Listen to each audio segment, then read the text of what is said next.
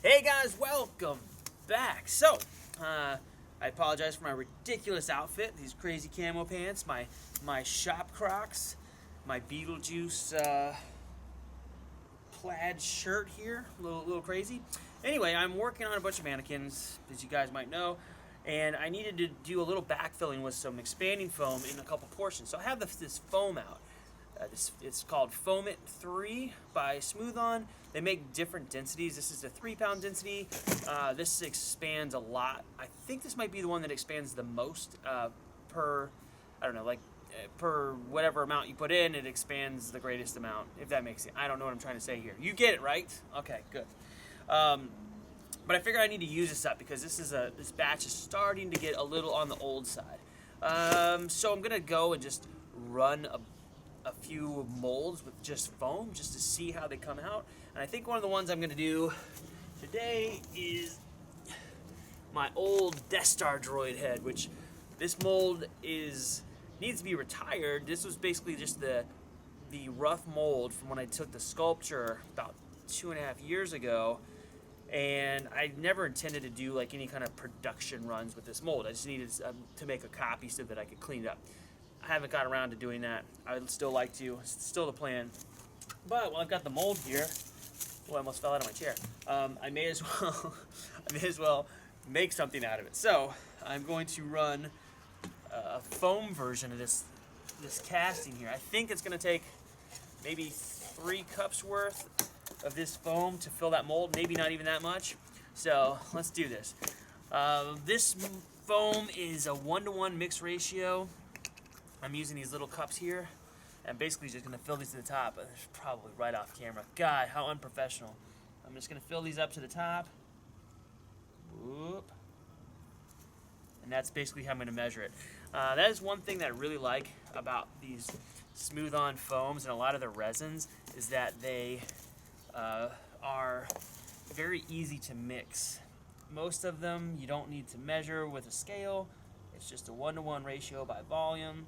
So you can pour them in a cup like this and mix them, and then you're good to go. I've used some other foams that I liked a lot, but they were a pain because, like, for example, we did the sand crawler. The foam I used for that was good foam, but I had to have a scale out and I had to weigh it out every single time, and that just wasn't the most fun thing to do.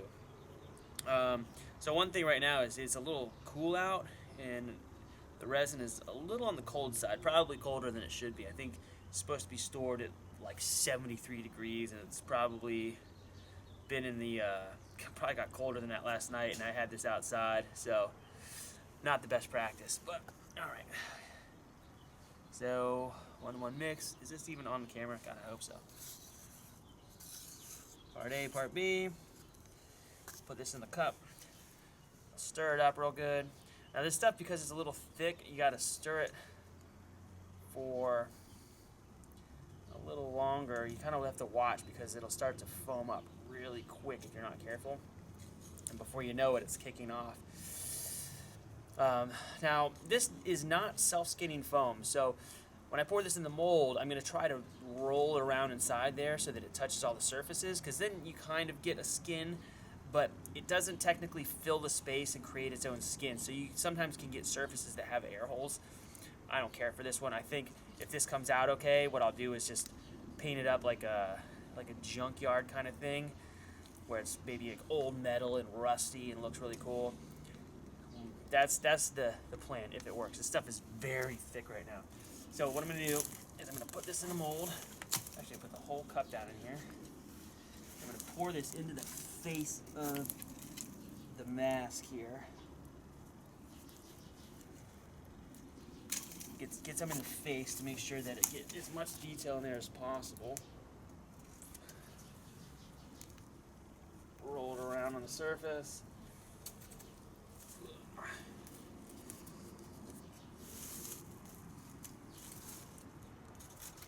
And then I'll just let this, I'm actually going to leave it upright like this for it to expand, and I will scoop out some of this extra from the cup into here, make sure I don't waste any. Hopefully it's not too cold for this stuff to work right. So these cups are, once you use them for this, they're toasted. I'm actually gonna roll it around a little more here, try to make sure I get some of the surface detail on the other parts of the helmet as well. I just realized that I'm an idiot and that the face is at the complete opposite end. So that's okay. I'll fill this in. This is gonna start expanding. Once it starts going, I'll try to get the camera over here so you can look inside. This is my whole life, guys. I am super clumsy. So when I'm kicking around doing things on my own, I fumble a lot. I'm gonna go ahead and get the next batch measured out here. So it's ready to go. And yeah, being cold out, this stuff, I don't know if it's gonna expand as much as it normally does. So we will have to see. All right, batch number 2 is measured. Is anything happening in here? If it's kicking off, it's going really slow. I think that definitely the cool weather slows us down a lot. So I'm wondering if it's even going to expand to its full amount. Grab the camera. Woohoo! And try to look in there. You can see it down there, kind of, sort of. Super good video, guys. I'm sorry, but now it's expanding. It's working now. It's working. It's working. All right, so that's expanding. I'll get the next batch going, and we'll come back. It's gonna take like 3. So you know what I'm doing. Pouring foam in here. It's gonna be probably 3 batches, maybe a little more, and then I'll demold it. We'll take a look, and it'll be exciting. See you guys in a bit. All right, guys, so I think it's been enough time here. We can demold this thing, take a look.